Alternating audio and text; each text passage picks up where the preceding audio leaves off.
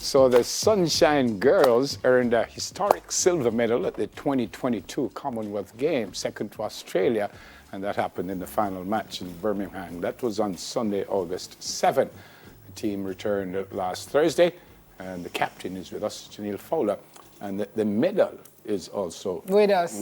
Yes. So we can forget the captain. Medal came last week, Thursday, too. Take the medal and run. Yes. Morning, my friend. Welcome to Smile Jamaica. Congratulations.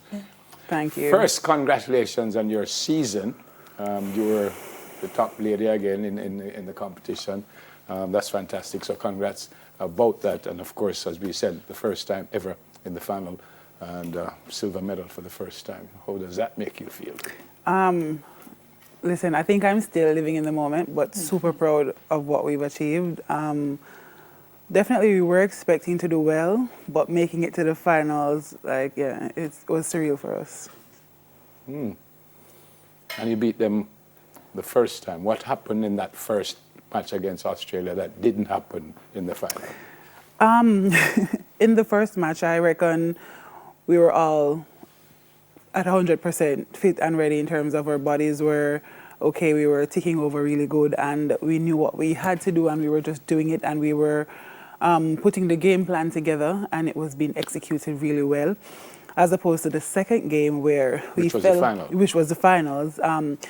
Unfortunately, we fell a bit short in terms of a few of us had some niggles that were really pesting us, and it was a bit hard for some of us who were very integral in getting the ball, especially down in the attacking end, to get it down there, and Australia just capitalized on a lot of the aspects that we were falling short on, and they played well, they came out really hard, they did their homework, so yeah, it was unfortunate. Well, they had to come out hard because of what happened to them before. Yeah. and what was going on in their home country based on what happened. I mean, they were under a lot of pressure. As were you ladies, though, because you had beat them before and the expectation was high. When you sit now and you look back at the game, is there, I don't want to say regret, but when we look back at the match, Janelle, you guys, you could have won it. Do you live in that place of we could have won it, or do you just say, we beat them before, it is clear now that heading into next year we can do it again?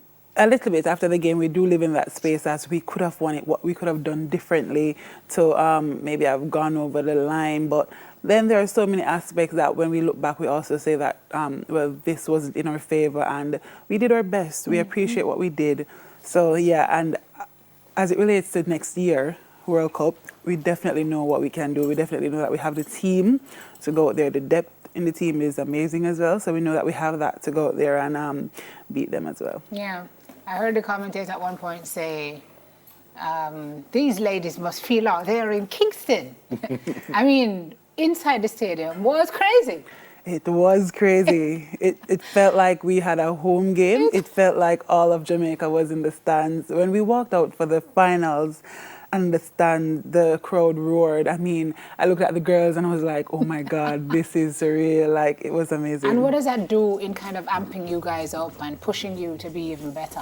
Like, it does amp us up. It helps us to have confidence in that not only do we believe in ourselves, but like everyone else who are not specifically Jamaicans believing us and our ability, so it does give us confidence. How long do you guys practice what I'm seeing there?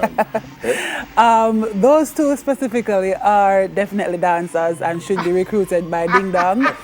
However, you notice you're not seeing me in the frame because... No, I saw you earlier. Yeah. I saw you earlier. Was it a little easier for you because you would have played against most of these ladies in the competition? Was that easier for you? It definitely was, to be honest, because we know how they play, we know the standard in which they hold themselves, and we know how to eclipse them. But the thing is, and I'm so proud of this, because both Shamira and I, well, all the Jamaicans in the league, there's never a week that goes by that we are not topping the table for something, and that is such a proud moment for me every time I look back on that. And we know that we're better in, and like I'm saying this in the most humble way, that we are better, you know, and we have such amazing skills that when we put that together, we can overcome the Australians, even though it's such few of us. Because everyone that plays for Australia, mark you, they all play in the league and they all play a very intense game week in and week out. So I reckon they should have come out there and they should have trampled us. But our mid-court, they stood up, No you know. trampling. So, I mean, I'm not it's good. certain I'm right, but I actually, how many games you guys played? 7 games. 7 games. Yeah. And I think you missed less shots than games.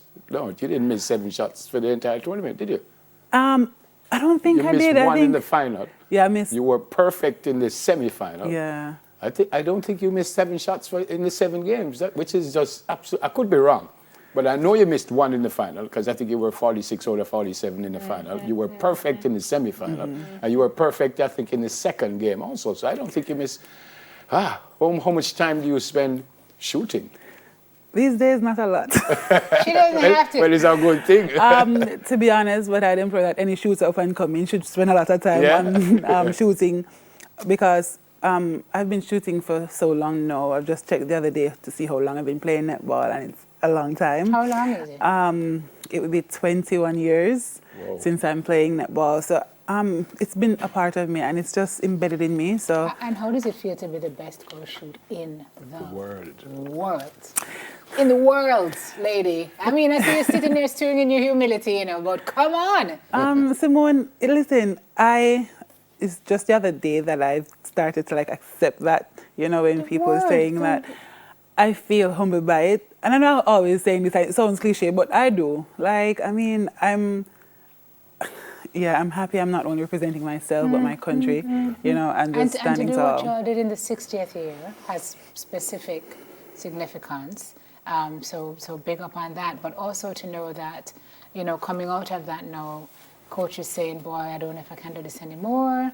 And she's an integral part of who you guys are, and you're looking to bigger things. I mean, how are you guys coalescing and supporting and kind of, you know, keeping grounded with everything else that's going on? She definitely has been an integral part to our success. She has come on board and she's just been so passionate about the sport. I know that she loves this and she wants the best for us. And whatever it is that she's feeling at the moment or going through, we are definitely here for her, supporting her, and wanting her to be here with us as well going forward, you know, but we have to respect what it is she's going through, and any decision that she makes, we have to respect that and know that if we're going out there with her, without her or not, that we're going to be playing for her as well, because she is grassroots. She has set the space for us to come up and be playing like this. Congrats. How tall are you? I'm 6'5" of amazingness. Me too. What a coincidence. 6'5". You too? I'm 6'5". In my mind. Yeah, she's the captain of the Sunshine Girls, the top shooter. Yeah, in the man. Big up entire all of them. World. World. Good to World. see you. Thank you. Much love, my friend. All right.